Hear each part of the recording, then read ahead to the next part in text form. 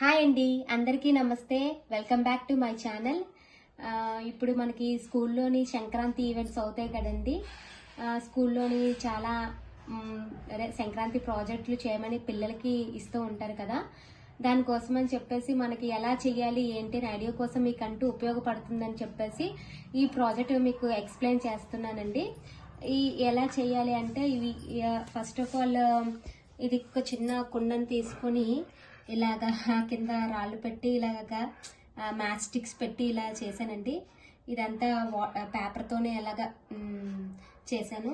Next దీన్ని ఏంటంటే పుల్లలతోని మామూలుగా స్టిక్ చేసి అంటించాను. 2 ఎద్దులను వేస్తున్నట్టు మోస్తున్నట్టు బండి మోస్తున్నట్టుగా ఉంది.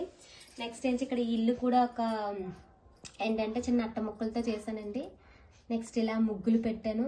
మనం భోగి పండుగ చేసుకుంటాం కదండి, జస్ట్ ఇలా స్టిక్స్తోని అమర్చాను.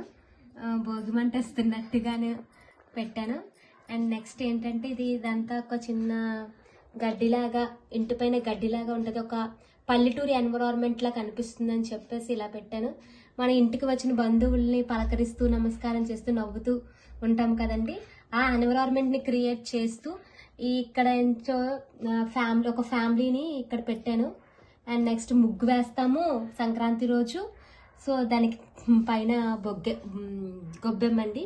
నెక్స్ట్ మన ఇంటికి హరిదాస్ వస్తాడు అండ్ మనం ముగ్గులు వేస్తాం కదా, అదొకటి. హరిదాస్ వచ్చినప్పుడు మనం బియ్యం వేస్తాం కదా, అదొకటి. నెక్స్ట్ భోగి రోజు ముఖ్యంగా చిన్నపిల్లలకి దిష్టి పోవడానికి అని చెప్పి భోగి పళ్ళు వేస్తాము. సో అదొకటి. మనం చిన్న చిన్న పిల్లలు కైట్స్ ఎగరేస్తూ ఉంటారు సంక్రాంతికి, అదొకటి రిప్రజెంట్ చేయడానికి అని చెప్పేసి ఇలాగా చేశాను. నెక్స్ట్ మన ఇంటికి డూడు బసవన్న వస్తాడు కదా, బసవన్న వచ్చి ఆవుతో వచ్చి చెప్తాడు కదా, అది క్రియేట్ చేయడానికి అని చెప్పేసి ఇలాగా పెట్టానండి. నెక్స్ట్ మనకి పల్లెటూరులో అయితే కోళ్ళ పందాలు అవుతాయండి, చాలా ఎక్కువగా అవుతూ ఉంటాయి. సో దాన్ని రిప్రజెంట్ చేయడానికి అని చెప్పేసి ఇలాగా పెట్టానండి.